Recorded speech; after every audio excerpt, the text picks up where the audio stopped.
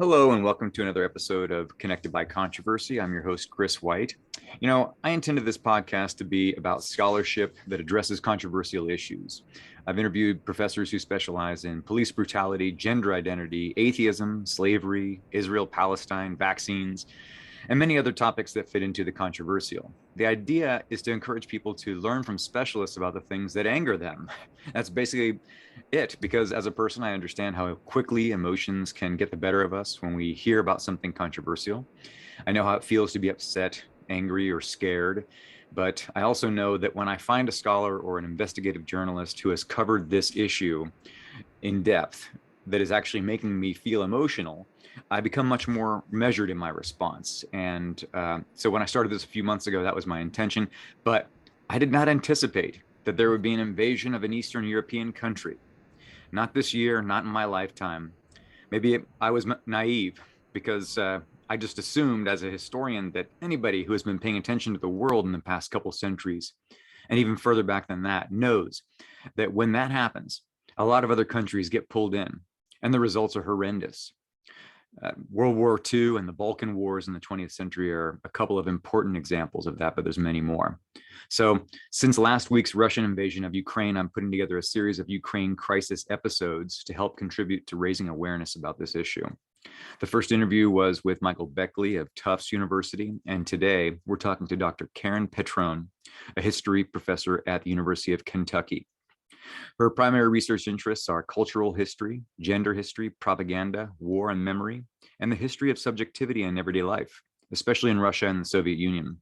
She's written and edited a number of books and articles on Russia, including Life Has Become More Joyous, Comrades, Celebrations in the Time of Stalin, and the Great War in Russian Memory. Her latest research is for a book, Reading War Memory in Putin's Russia. Welcome to the program, Dr. Petrone. Thank you so much for inviting me. I'm very happy to be here. And did I get your pronunciation right, Petrone? Yeah, Petrone. Okay, great. So I want to jump right into Ukraine. Can you tell us about Ukraine? What are some of the most important things Americans should know about the country? Sure. So Ukraine gained its independence in 1991 when the Soviet Union fell. So that was a moment where the map of Europe changed dramatically. After 1989, all of the Eastern European countries that had been in the Warsaw Pact under the Soviet Union's influence became independent of the Soviet Union. And then in 1991, the Soviet Union collapsed into 15 different countries. And one of the most important of the post-Soviet nations was Ukraine. Ukrainians had been seeking independence from the middle of the 19th century. Nationalism is something that hit all of Europe at the same time in the middle of the 19th century. And Ukrainians, too, wanted independence at that time from the Russian Empire and also from the Austro-Hungarian Empire. So this is a moment where nationalism develops, but Ukraine was not successful in gaining independence until 1991. And does it help to categorize Ukraine as part of Eastern Europe or as part of part of the Russian Empire, or as you said, Austria-Hungarian? I mean, how do we best categorize this country, or is it even useful?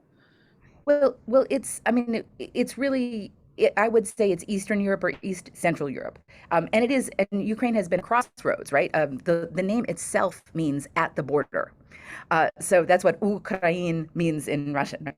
And Ukrainian too, for that matter. So it is at the border. It's between East and West, between for example, there's between the Russian Orthodox and the Ukrainian Orthodox Church and the Catholic Church. In fact, there was a church created in the middle that had Orthodox rites but followed the Pope. So when you think about Ukraine, you think of it as a crossroads of cultures, an ethnically diverse place. Up until the Holocaust, there was a substantial Jewish population. It was a crossroads. It was Polish, there were Ukrainians, there were Russians, and it was part of two empires. But eventually, what the modern day Ukraine, it was shaped in part by World War I, World War II, and then becoming the Soviet Republic of Ukraine.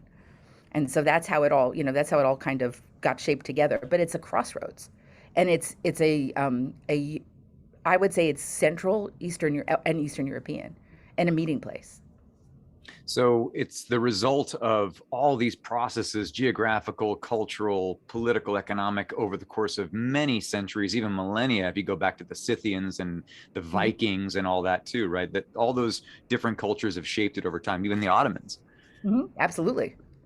Yeah. Well, and what's interesting, of course, is that the first Russian state that both Russia and Ukraine claim was in Kiev, right? So that is the place where the Vikings started the first state in the ninth century. And this is the first Slavic state. It's the seat of Orthodoxy since 988. So we're talking about a millennium of Orthodoxy plus a few, plus a few years. And what's fascinating is it was part of this sort of broader group of city-states where the grand princes sort of jumped up a city-state when their parents when their fathers died, and so it was when their uncles died, and so it was a whole system of city-states, and Kiev was the center of that. It was the most important. It was central, and then after the Mongol invasion, there was another one of these city-states that grew up, and that's Moscow. And eventually Moscow became what we know of as the Russian state, as the center of what we know as the Russian state. But at the beginning, Kiev was first. Moscow didn't even exist. Huh. So is there an older brother, younger brother kind of rivalry going on between Moscow and Kiev?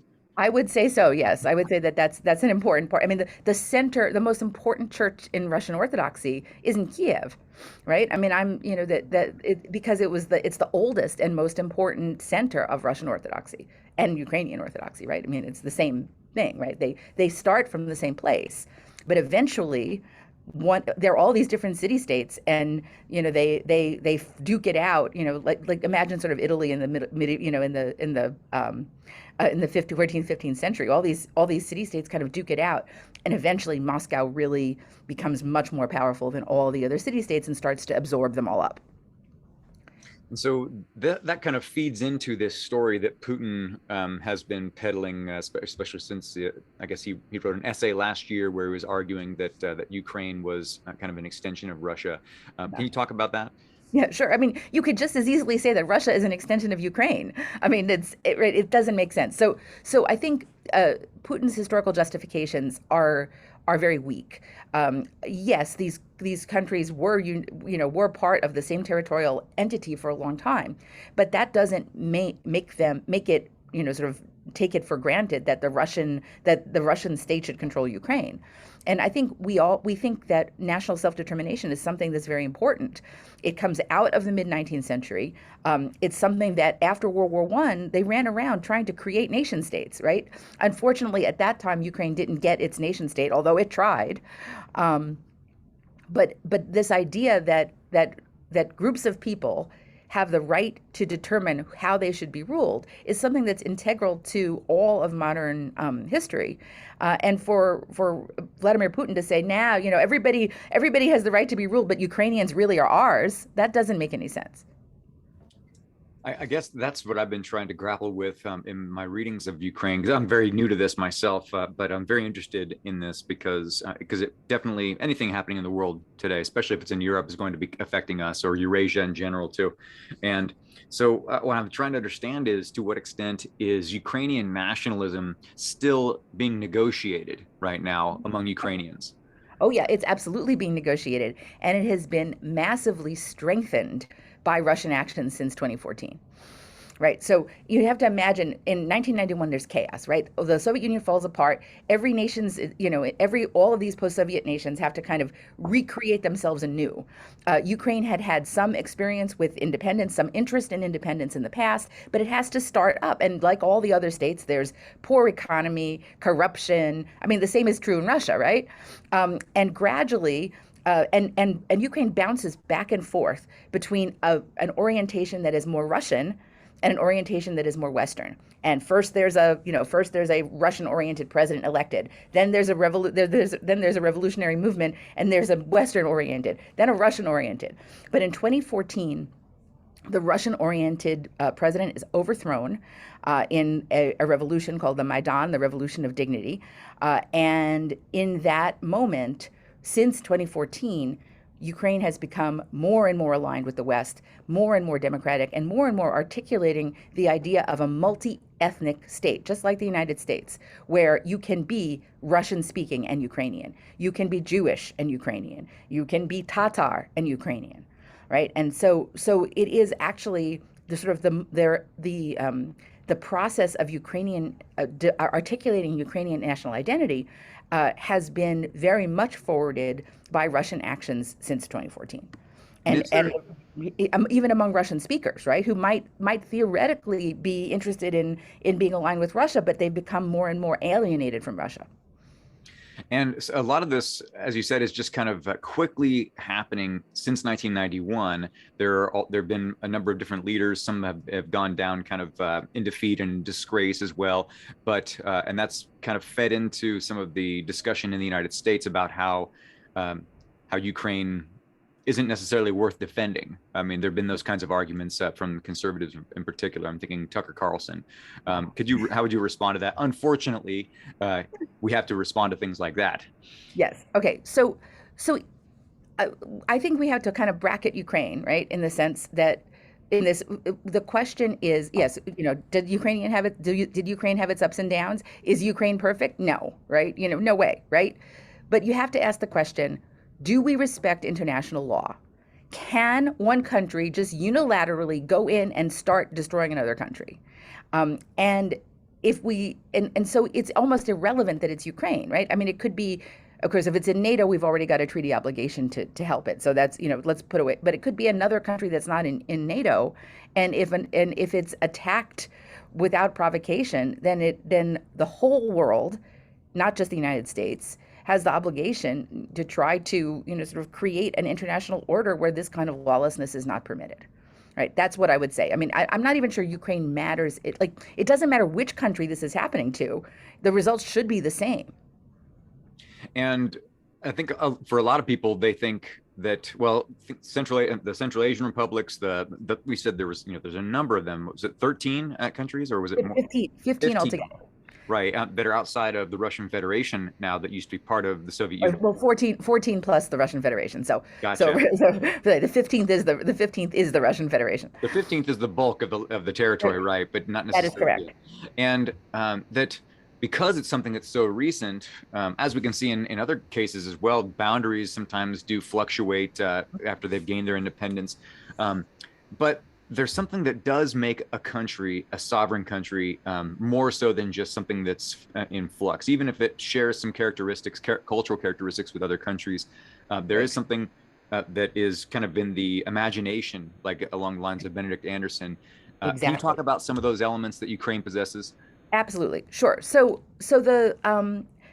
you're making reference to Benedict Anderson's really important book, Imagine Communities, which is about that sort of 19th century nationalism and the way in which people articulated identities. People in the 19th century began to imagine themselves as connected to other people nearby them. Right. And they did this through the print media. They did this through kind of envisioning a space where people were like-minded people, where people who were connected together, and most often by national identity and language, were part of a nation. So this is something that is happening to everybody. Nations are created. There's no such thing as nations. They're not biological. They're not natural. They are created by people's actions. They are created by ideas. They're created by sometimes by geographic boundaries. There's a mountain. Well, you're going to have people on one side of the mountain, probably in the same nation, right? They're created by a lot of different things, but they're also created by politics. And there's no such thing as somebody inherently naturally Ukrainian or inherently naturally Russian. And so in the last 30 years, the Ukrainian government has done an enormous amount to promote Ukrainian identity. They reinstated their flag from 1918. They reinstated a national anthem from a poem in the mid 19th century. At the name of the poem and the first line of the national anthem is "Ukraine is not dead yet." So that's kind of a striking a striking moment where this is a country that has these are people who have articulated this identity for a long time and have very often been pushed aside and forced into another state, the Polish state or the Russian Empire, or the Soviet Union. And so now all of those sort of previous attempts at statehood have been, those are the heroes that are venerated. Those are the flag was created from a state in the 1918, and the trident. I mean, these are symbols that existed for 100 years. Imagine at the same time that Latvia, Lithuania, and Estonia gained independence. They were independent from 1918 until 1939. So in that same sort of 20 years, Ukraine tried and failed to get its independence. And so some of its images, some of its identity comes from that moment. And then it's been articulated by, wanting to be Western, wanting to be in NATO, wanting to be in the EU, wanting to look West, wanting to be part of democratic Central Europe. Something that's so well put too. I think that it's important to understand those kinds of elements that we take kind of as important here as well. I mean, and at the same time, nations also have things like literature that is distinctly nationalistic. And they also have leaders of movements that have articulated nationalism that everybody looks up to. Can you talk about a few of those that Ukraine has? Sure. So in most Ukrainian squares during the Soviet Union, there was a statue of Lenin, right? Because the Soviet Union tried to impose, part of its idea of imposing its own ideology and vision was to have every square in the middle of the city be Lenin. And what happens in Ukraine is a lot of those statues of Lenin, in fact, all of them now, but gradually these statues of Lenin get taken down, and instead there rises up a statue of the most important Ukrainian poet of the 19th century, articulating that Ukrainian literary language, and that's Shevchenko. So I believe his first name is Taras. But anyway, so you can even go to one of these cities and go to the central square, and there is this sort of Ukrainian poet who's their central figure for national identity, and because he is the one who helped to create a Ukrainian literary language. And I can think of how, in the United States, a lot of times people kind of blend Mexicans and Central Americans all together. Mm-hmm. But, they have statues to people like Zapata and Villa and Madero, mm-hmm. the revolutionary leaders down there. But it wouldn't make sense to put a statue of those same people down in Nicaragua. Nicaragua has its own. They have Sandino, and El Salvador their own too. And Ukraine has this great history of people who have risen up, going back far back in the past, risen up, led large amounts of people in revolt against their imperial masters. And even recently too, I think there was someone, or not recently, in the past century, I guess, there was Bandera, was that right? Okay, so Bandera is a more complicated figure, mm-hmm. right? And that's the. Let me just get his dates for you. I'm gonna look that up on just so that you have a sense of his. So the problem with Bandera, right, is that this is, by the way, when just to kind of go back into this question, Ukraine during World War II was in the middle of this incredibly terrible fight between the two empires, right between the Soviet Union and Nazi Germany, and Bandera was one of the leaders who was trying to fight the Soviet Union and also fight Nazi Germany, but sometimes he sided with Nazi Germany and sometimes he sided with the Soviet Union. And so one of the problems that the Ukrainians have had in trying to retell this history is that Bandera is a very controversial figure. And he's a controversial figure because you could, there in sort of moments in the attempt to create a Ukrainian state, that Bandera did for a time side with Nazi Germany, right? And this is when I think this is what Putin is referring to when he said the justification for war was that he was going to go in and clean the fascists out of the Ukrainian government. And I think that this may have something to do with the fact that some Ukrainians identify with this sort of moment in Ukrainian independence. And in fact, there were guerrilla fighters fighting the Soviet Union well into 1948, 1949. So there was a very strong fight for Ukrainian independence from the Soviets going past World War II. But because it was at some point aligned with the Nazis, this was very controversial and remains controversial. And now Putin is trying to use that against the Ukrainians at this moment in time. It seems like that's a common theme going back far into the past too, even with Cossacks and other kind of rebel leaders who are, they can't really be on their own. I mean, heck, the United States couldn't be on our own. We had to side with the French against the British as well. And so you take your ally. Heck, we sided with Stalin during World War II as well. Right. Right. I mean, well, yeah, that we did indeed. So let me kind of see if I can unpack that a little bit in terms of understanding, sort of there are many points in this history where Ukrainian national identity isn't exactly as cheerful and wonderful as it is in 1991. From 1991 to the present, the Ukrainians have created a nation that has not resorted to ethnic cleansing. They have insisted on Ukrainian language in schools and have tried to Ukrainianize the country, but that's the extent of their, that's the extent. There hasn't been coercion, right? But in the past, these independence movements have carried, they were in the middle of a bloody war, and they carried out some bloody acts. They carried out ethnic cleansing against Jews. They carried out ethnic cleansing against Poles. But the Soviet Union at the same time that it was fighting Nazi Germany also carried out ethnic cleansing against the Crimean Tatars and against other peoples. So it's really, on the one hand, you can't deny that the Ukrainian past hasn't been just a lovely, clean, wonderful, sort of walk in the park while everybody else was killing each other. But on the other hand, the kind of attacks of the contemporary Russian state against Ukrainians as fascists is really distorting the context.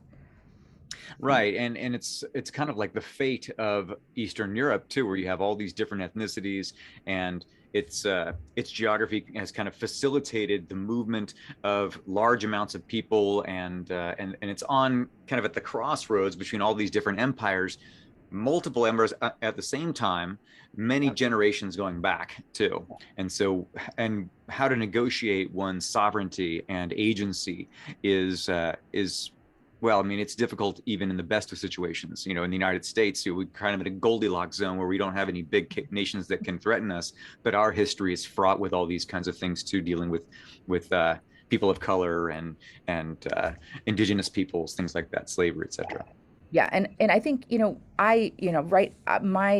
because this is unjustified aggression, and really inexplicable, right? Why Putin is doing this, I can't really understand. Broadly speaking, after they guaranteed Ukrainian security in 1994, right? The problem is that you have to accept that nations have warts as well as wonderful qualities, and the way that the news now is, of course, we're all standing with Ukraine given the situation that's going on. But that doesn't mean that the Ukrainian state was perfect or that all Ukrainians through history acted well, right? And I think that that's an important, sort of distinction. We have to recognize that this is a complicated situation and a complicated crossroads, and there were conflicts, ethnic conflicts all along, in which, sometimes Ukrainians prevailed, and, sometimes they acted well and sometimes they didn't. But that's true of every nation, right? You can't isolate Ukraine and say, oh, well, Bandera, so it's bad, or Shevchenko, so it's good.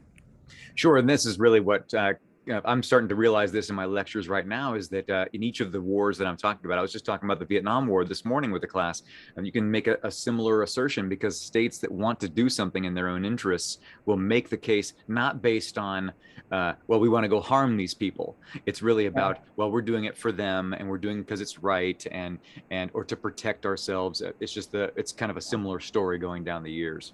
Yeah. And now I have taken students to Ukraine twice, and we were in Lviv in 2017.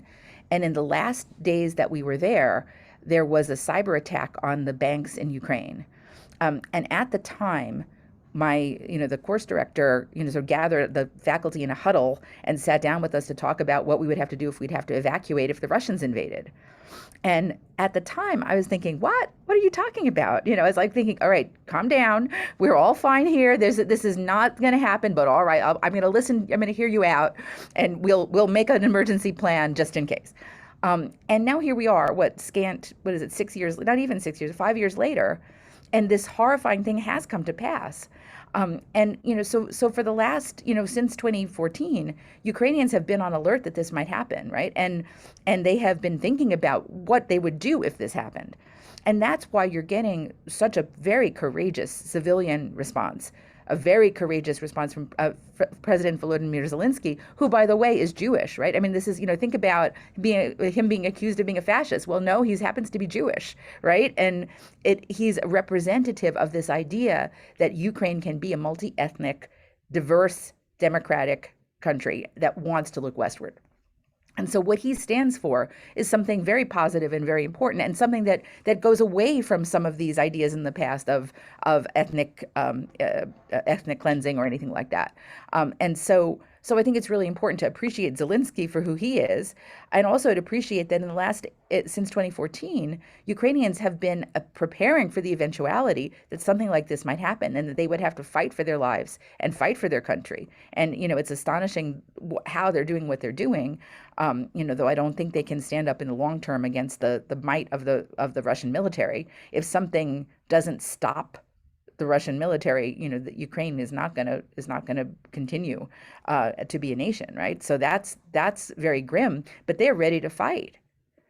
They're ready to put Molotov cocktails and everything else.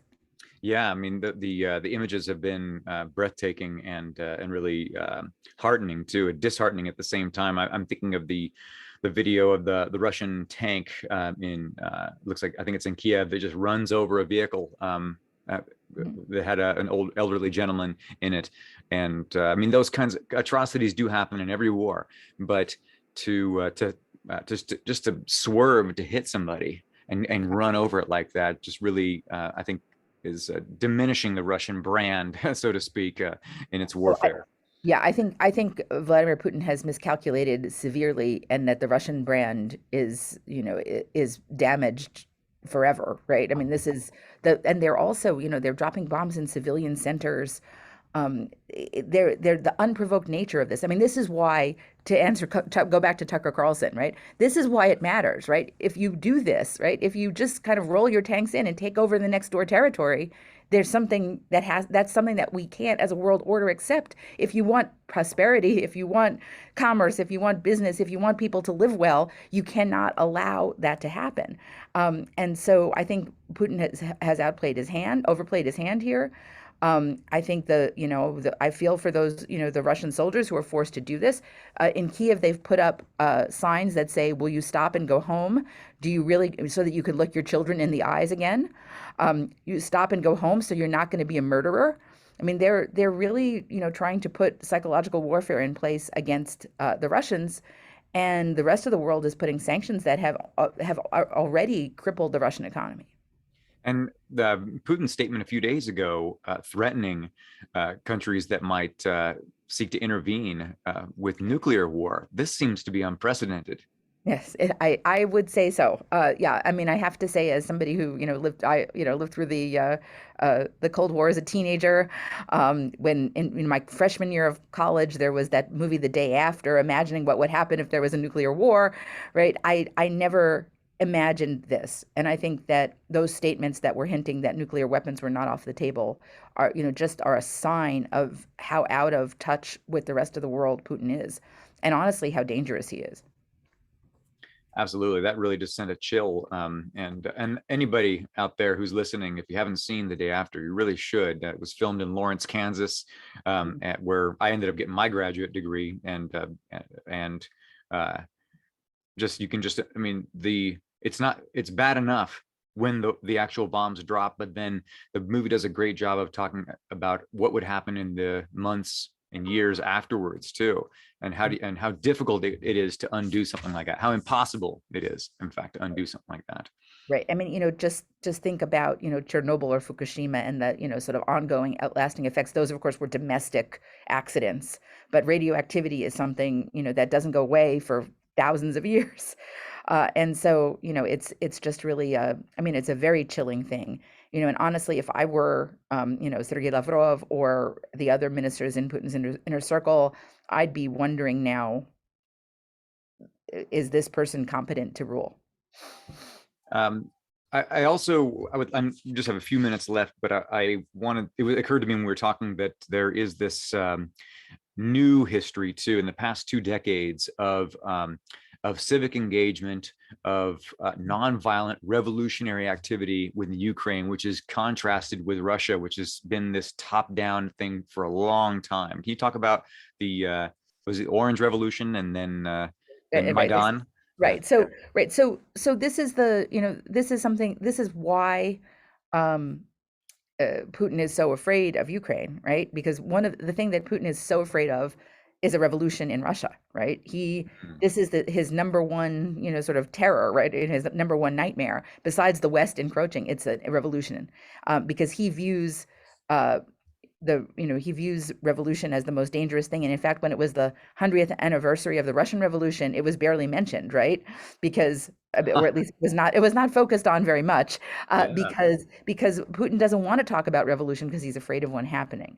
And he has seen revolutions happen in many of the different post-Soviet countries, because the first leadership of these countries often was not very democratic. And the orange, but Ukraine had one democratic revolution with the Orange Revolution that brought in a democratic government. But when that, but then eventually that was turned over to have a more pro-Russian, more authoritarian government. But in 2014, then the next government was overturned. Right. So there were 2 revolutions, and there's a revolution in Georgia. Right. One of the reasons why Putin invaded Georgia in 2008 was also because Georgia's government was this democratic Western government that wanted to join NATO, that wanted to join the EU. And so Georgia, in its revolution, and Ukraine in its 2 revolutions, posed these really dangerous precedents. And what Putin did in both cases is get involved militarily on a pretext in order to claim part of their territory as Russian.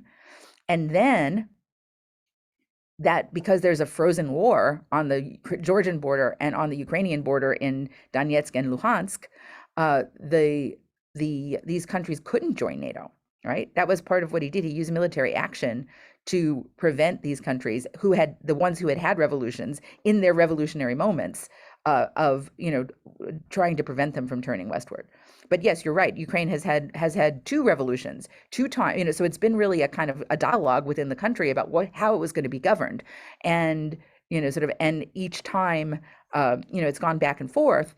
But the 2 governments during the Orange Revolution and during the Maidan were formed with the idea that they wanted to have a democratic society and civic discourse and elections that were real, and that's that's dangerous to Putin, because elections that were real would boot him out of office likely.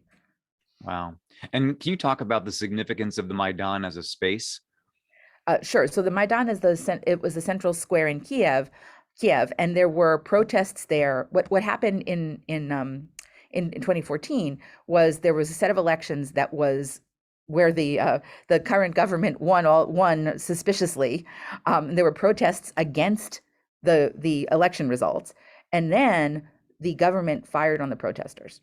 And when the government fired on the protesters in Maidan, this sort of brought forth a full revolution that unseated that government. He fled to Russia, and the president fled to Russia, and then a new democratic government was formed. And that new democratic government changed hands in I forget when Zelensky was, 2 or 3 years ago, when Zelensky was elected. So not only was it formed in 2014, but it has held successful real elections and Zelensky won in a landslide in those elections. So right? does So Maidan, it has maintained its democracy. Does Maidan kind of have a similar symbolic importance in Ukraine as Tahrir Square does in Egypt, you Yeah, think? I mean, I would say, I would say it's a yes, like absolutely right. It's the place where the revolution is the place where the revolution happened, right? It's the place where democracy was fought for and won in 2014. So absolutely, it has a very strong resonance of the it's of the protest of the sort of the heroes of the Maidan have been celebrated ever since 2014. That has been, you were asking about how new Ukrainian national identity has been formed around the Maidan and the Maidan revolution. Is that's that they call it the revolution of dignity, right? So this was a sort of moment where they stood up against a government that was authoritarian. They overthrew it, and they then created a peaceful democratic government. And so that's the central Ukrainian story now, is that this is a democratic, peaceful society seeking to sort of engage fully in civic discourse. Whereas when we think of a place like Tiananmen Square or Red Square, we think more in terms of almost a power, authoritarian power. Right. Well, Red Square, definitely. Tiananmen Square, I think there's a dialogue, right? Because that Sure. was the power. But then in 1989, there was the movement of students on Tiananmen Square was an important, sort of the most important challenge to the Chinese Communist government that ever took place, which is why it is not allowed to be talked about in China anymore. The Tiananmen Square massacre of 1989 has been erased from official Chinese history. And what's alarming today in Russia is that the words war and invasion, the BBC reported this morning, are not allowed on Russian television, so that the information that the Russian who's not paying a super amount of attention they're getting on this war is completely skewed.